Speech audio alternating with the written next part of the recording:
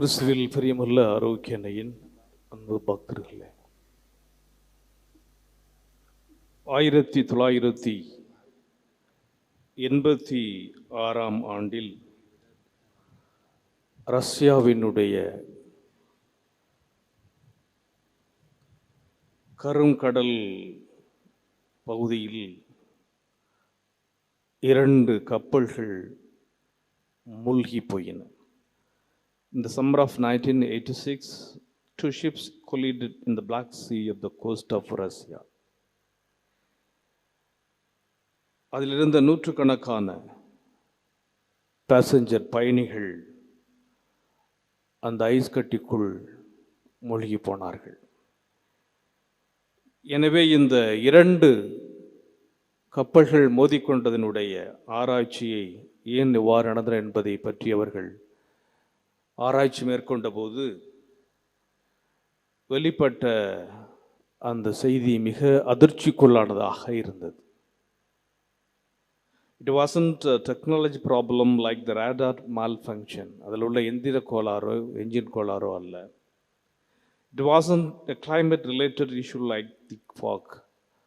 இப்போ காலநிலை மாற்றத்தாலோ மற்ற பனிக்கட்டியோ அது இல்லை. The real cause was human stubbornness and pride. மனித மனத்தினுடைய அந்த கடுமையான ஆணவத்தினுடைய வெளிப்பாடு. காரணம் என்னவென்றால், இந்த 2 மாலுமிகளும் கப்பல்கள் எதிரெதிரே வந்து கொண்டிருக்கின்றன என்பதை அறிவார்கள். Aware of their ships presence nearby. ஆனால் 2 பேருமே விட்டு கொடுக்கவில்லை. வேகமாக செல்லுகிறார்கள், நெருங்கி வருகிறார்கள். ஒருத்தருக்கு இன்னொருத்தர் வழிவிடுத்து தாழ்ந்து வழிவிட்டு போக அவர்களுக்கு அந்த ப்ரைட் ஆணவம் வழிவகுக்கவில்லை. But according to the news reports, neither captain wanted to give way to the other. ஒருத்தர் வழிவிட்டு போக நினைக்கல. Each was too proud to yield first. யார் முதல்ல வழி விடுறதுங்கிறதுல தான் உங்களுக்கு பிரச்சனையாக இருந்தது. கடைசியில் it was too late. By the time they came to their senses, this is what stubbornness and pride can do. அந்த கடுமையான ஆணவத்தினால் என்ன நடக்கும்? harm lives, உயிர்கள் பலியாகும். break hearts, இதயங்களுடையும். destroy reputations, புகழ்கள் அழியும். அன்னையினுடைய அன்பு பக்தர்களே, நாம் எந்த அளவுக்கு நம்மையே நாம் தாழ்த்தி கொண்டு கடவுளுக்கு முன்பாக நம்மையே நாம் ஒன்றுமில்லாதவர்களாக நிற்கின்றோமோ, அதுதான் கடவுளுடைய அருளை ஆசிரை பெறுவதற்கான அல்லது கடவுளிடமிருந்து அவருடைய இரக்கத்தை பெறுவதற்கான வழி என்பதை இன்றைய நற்செய்தி அழகாக எடுத்து சொல்லுகிறது. தாங்கள் நேர்மையானவர் என்று நம்பி மற்றவர்களை இகழ்ந்து ஒதுக்கும் சிலரை பார்த்து இயேசு தோமையை சொன்னார். நான் யோக்கியமானவன், நான் நேர்மையாளன், நான் பக்திமான், நான் ரொம்ப எளிமையாக இருப்பவன் என்று சொல்லிக்கொண்டு நான் கடவுளுக்கு முன்பாக என்னென்ன செய்ய வேண்டுமோ அது எல்லாவற்றையும் நான் செய்கிறேன் என்று இந்த பரிசேயன் கோவிலுக்கு செல்கின்ற பொழுது, கோவிலுக்கு அவங்க 3 முறை அல்லது 3 வேளையில் செல்வாங்க. காலை 9 மணி, 12 மணி, 3 மணி. அதுவும் குறிப்பாக இவர்கள் சென்ற அந்த நேரம் திங்கட்கிழமை அல்லது வியாழக்கிழமையாக. ஏன்னா திங்கட்கிழமையும் யூதர்களுக்கு வியாழக்கிழையும் சந்தை. மக்கள் கூட்டமாக சந்தைக்கு வருவார்கள், அந்த வீதிகளிலே வருவார்கள். இவர்கள் இந்த ஆலயத்தில் நின்று கொண்டு அந்த மக்கள் வருகின்ற நெருக்கடியான நேரத்திலே ஜெபிக்கின்ற பொழுது எல்லாராலும் பார்க்கப்படுவார்கள், பாராட்டப்படுவார்கள், இவர்களை மெச்சுவார்கள். இதைத்தான் ஆண்டவர் இயேசு வெளிவேடம் என்று சொல்லுகிறார். எனவே இவர்கள் இவ்வாறு அந்த வேண்டிக் கொண்டிருந்த பொழுது இவர் என்ன பண்ணுறாருன்னா, முதல்ல வந்தவர் அவர் ஜெபிக்கவில்லை. அவர் தன்னை பற்றி சொல்லுகிறார். கடவுளே, நான் கொள்ளையர், நேர்மையற்றோர், உபச்சாரர் போன்ற மற்ற மக்களைப் போலவோ, அவங்கள பற்றி சொன்னார். இவனை பற்றி அவர் சொல்லணும். இதோ இந்த வரிதண்டவனைப் போலவோ இல்லாத பற்றி உமக்கு நன்றி செலுத்துகிறேன். அவர் கடவுளுக்கு நன்றி சொல்லுகிறார். நான் இவர்களை போல இல்லாததற்காக நான் உமக்கு நன்றி செலுத்துகிறேன் என்று அவர் தன்னை பற்றி பேசிக் கொண்டிருக்கிறார். அவர் ஜெபிக்கவில்லை. தான் கடவுளுக்கு எல்லாம் கொடுக்குறேன், காணிக்கை கொடுக்குறேன், எல்லாம் செய்கிறேன், 10ல் 1 பாகத்தை கொடுக்குறேன், ஜெபம் செய்கிறேன், எல்லாம் பர்ஃபெக்டாக பண்ணுறேன், அதனால் அதுக்கு நான் உங்களுக்கு நன்றி செலுத்துகிறேன் என்று தன்னை அவர் உயர்ந்து பாராட்டி கொண்டே இருக்கிறார். ஆனால் ஆண்டவர் அந்த ஜெபத்தை நோக்கினாரா என்றால் இல்லை. இப்போ கடவுளுக்கு எது பிடிக்கும்? ஏனெனில் பலியினால் உம்மை மகிழ்விக்க முடியாது.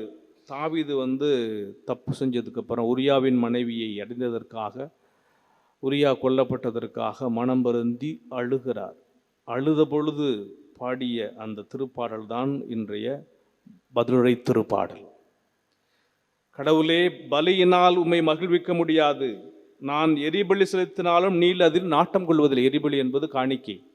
பீடத்துக்கு முன்பாக கொண்டாந்து காணிக்கை வைக்கிறப்போ அது பலியாக எரிக்கப்பட்டு கடவுளுக்கு செலுத்தப்படுகிறது. எனவே என்னுடைய பலிகள் உனக்கு அது பிடிக்கல, அதெல்லாம் தேவையில்லை. அப்போ நீர் எதை விரும்புகின்றீர்?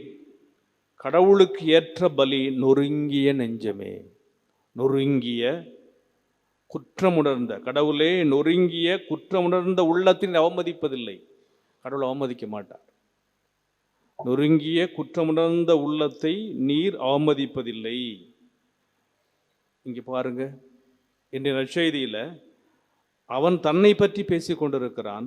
ஆனால் இரண்டாவதாக அந்த வரி தண்டுபவர் நொறுங்கிய குற்றமுணர்ந்த உள்ளத்தை நீர் அவமதிப்பதில்லை.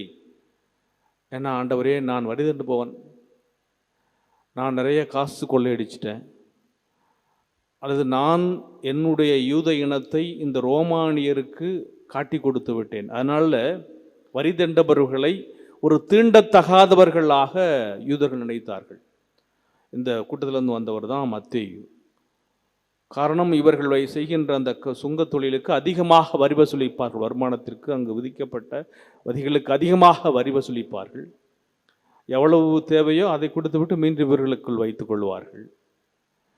இரண்டாவதாக, இவ்வாறு இவர்கள் செய்ததனாலே, தங்களுடைய நாட்டை இவர்கள் அடமானம் வைத்ததினாலே இவர்களை துரோகிகள் என்று யூதர்கள் நினைத்தார்கள். அதனால் இவர்களோட உறவு வைத்திருப்பதே கூடாது, இவர்களை தீண்டத்தகாதவர்களாக நினைத்தார்கள். இந்த மாதிரி சமூகத்தில் வெறுத்து ஒதுக்கப்பட்ட இந்த கூட்டம், அதிலிருந்து தான் இந்த வரி தண்டுபவர் வருகிறார். இந்த கூட்டம் தன்னை நினைத்து, தன்னுடைய பாவமான நிலையை நினைத்து அந்த வரி தண்டுபவர் என்ன சொல்லுகிறார்? தொலைவில் நின்று கொண்டு, இவர் ரொம்ப முன்னாடி தான் நிற்கிறார், பக்கத்தில் நிற்கிறார், ஃப்ரண்ட்டில். ஏன்னா இவங்களுக்கெல்லாம் ஃபஸ்ட் இடம் கோயிலுக்கு முன்னாடி, முக்கியமான ஆள் இல்லையா? ஆனால் இவர் தொலைவில் நின்று கொண்டு வானத்தை அண்ணாந்து பார்க்க கூட துணியாமல், கடவுளுடைய முகத்தை நிமிர்ந்து பார்க்க கூட அவருக்கு தைரியம் இல்லை. தன் மார்பில் அடித்து கொண்டு, கடவுளே, பாவியாக என் மீது இறங்கி அருளும்.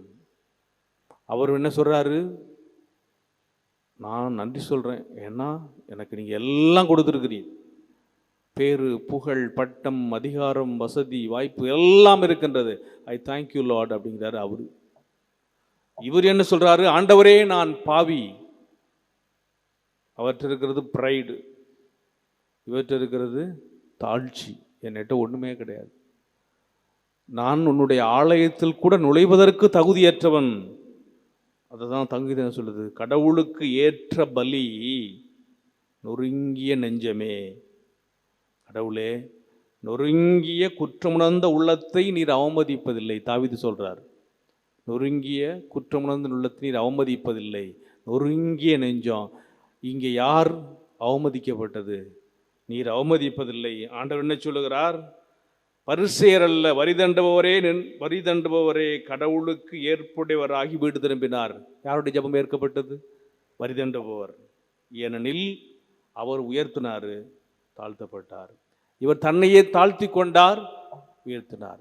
எனவே நாம் கடவுளுக்கு முன்பாக நம்மையே, நம்முடைய குற்றங்கள், நம்முடைய குறைகள், நம்முடைய பாவங்கள், நம்முடைய பலவீனங்களை உணர்ந்து கடவுளுக்கு முன்பாக நாம் ஒன்றுமில்லாதவர்கள் என்ற அந்த நிலையிலே நாம் நிற்கின்ற போது கடவுள் நம்மை உயர்த்துவார்.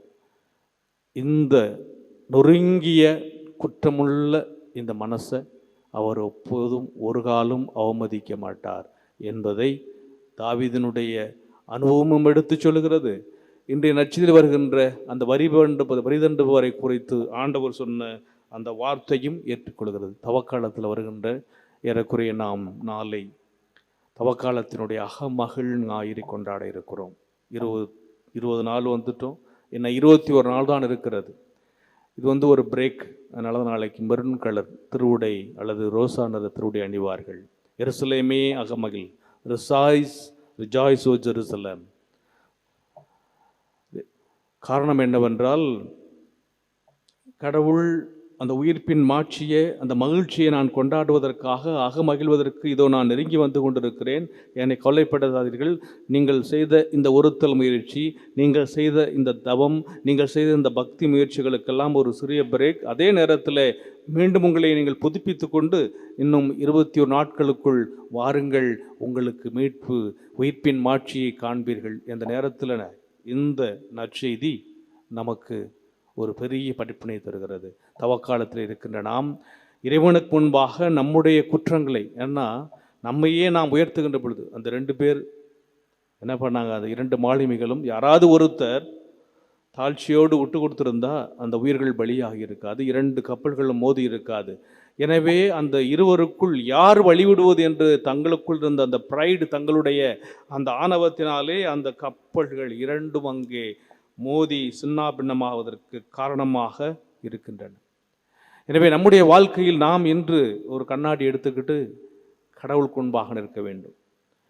நாம் கடவுளுக்கு முன்பாக நிற்கின்ற பொழுது நம்முடைய அந்த கண்ணாடி நாம் யார் என்பதை சொல்லும். 2 பேரும் கண்ணாடி எடுத்துகிட்டு போனாங்க. அவரும் எடுத்துகிட்டு போகிறாரு. யார்? பரிசேயரும் எடுத்து சொல்லுகிறார். தன்னை பார்க்குறார். நான் இப்படி என்று சொல்லுகிறார், அப்படி என்று சொல்லுகிறார், நேர்மையாளர் என்று சொல்லுகிறார். இவர் எடுத்துகிட்டு போகிறார். இவரை பார்க்கிறது, கண்ணாடி நிமிர்ந்து பார்ப்பதற்கு கூட இவருக்கு தைரியம் இல்லை. அதனால் இவருடைய அந்த நிழல் அங்கே படுகின்றது. ஆக இறைவன் இறுதியில் இவருடைய ஜெபத்தை கேட்கிறார்.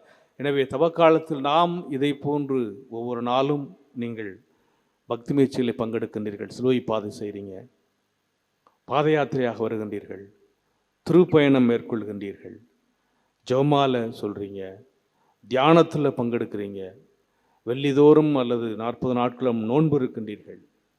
இதெல்லாம் நாம் செய்கின்ற பக்தி முயற்சி உண்மைதான். ஆனால் ஆண்டவர் என்ன சொல்லார்? எரிபலிகளுக்கு ஏற்ற, அதாவது நான் எரிபலிகளை அல்ல. இன்றைய முதல் வாசம் அருமையாக முடியும். உண்மையாகவே நான் விரும்புவது பலியை அல்ல, இரக்கத்தையே விரும்புகிறேன். எரிபலிகளை விட கடவுளை அறியும் அறிவையே நான் விரும்புகிறேன். ஓசையா நூல் வழியாக ஆண்டவர் சொன்ன வார்த்தை. கடவுளை அறிகின்ற பலி. அந்த காலத்தில் மக்கள் எரிபலி கொடுத்தார்கள். இன்றைக்கு நாம் செலுத்துகின்ற பலிகள், காணிக்கைகள், ஜபங்கள், ஆராதனைகள், இது நான் நாட்டம் கொள்வது. நற்செய்தி அது 11 என்ன சொல்லுகிறது? நான் எரிபலி செலுத்தினாலும் நீர் அதில் நாட்டம் கொள்வதில்லை. எனவே கடவுளுக்கு நாம் செலுத்துகின்ற அந்த பலியில் கடவுளுக்கு நம்முடைய ஜபம் கேட்கப்பட வேண்டும் என்றால், நம்முடைய மன்றாட்டுகள் கேட்கப்பட வேண்டும் என்றால், நாம் செய்கின்ற இந்த தவக்கால பக்தி முயற்சிகள் கேட்கப்பட வேண்டும் என்றால், கடவுள் விரும்புவது கடவுளை அறியும் அறிவே. அதுதான் கடவுளை சென்று அடையும். இவரை, அந்த வரிதண்டவரை அது உயர்த்தியது. எனவே நாம் இன்றைய நாளில் இறைவனுக்கு முன்பாக நின்று கேட்க வேண்டிய அந்த கேள்வி, நான் கடவுளுக்கு முன்பாக எப்படிப்பட்டவனாக இருக்கிறேன்? எனவே என்னையே நான் தாழ்த்தி கொண்டு, என்னை முதன்மைப்படுத்தாமல், என்னுடைய காரியங்களை நான் முதன்மைப்படுத்தாமல், என்னுடைய சாதனைகளை நான் முதன்மைப்படுத்தாமல், நான் கடவுளுக்கு முன்பாக to cost away pride and need to embrace humility and dependence God. தாழ்ச்சியும் கடவுளை சார்ந்திருக்கிறது. கடவுளை ஏறெடுத்து பார்க்காமல் அவர் சார்ந்திருந்தார். அவர் சார்ந்திருந்ததுனால தான் அவருடைய அந்த ஜெபமானது கேட்கப்பட்டது. கடவுள் அவரை கடைசியாக உயர்த்துகின்றார். கடவுளுக்கு ஏற்புடையவராகி அவர் வீடு திரும்பினார். எனவே நாம் கடவுளை சார்ந்திருக்கின்ற பொழுது let us be willing to give way to the other. யாராவது ஒருத்தர் வழி விட்டுருந்தா அந்த கப்பல்கள் மோதி இருக்காது. So that we can avoid collision of lives. உயிர்கள் காப்பாற்றப்படும், உயிர்கள் பலியாவதை நாம் தடுக்கலாம். and thus prevent harming lives, breaking hearts. இதயங்கள் உடைபடுவதை தவிர்க்கலாம். destroying reputations. எனவே நம்முடைய வாழ்க்கையில் தவக்காலத்தில் பாதி கடந்துட்டோம். ஆயக்காரனை போல் நாம் இருக்கின்றோமா, அல்லது அந்த பரிசேரை போல் நாம் இருக்கின்றோமா, வரிதவண்டுவரை இருக்கின்றோமா? அப்போ ஆண்டவர் நம்முடைய ஜெபத்தை கேட்பதற்கு தயாராக இருக்கிறார். இயேசு சொல்லிட்டார். அப்போ நாம் எப்படிப்பட்டவராக இருக்க வேண்டும்? எப்படிப்பட்டவர் இருக்க வேண்டும்?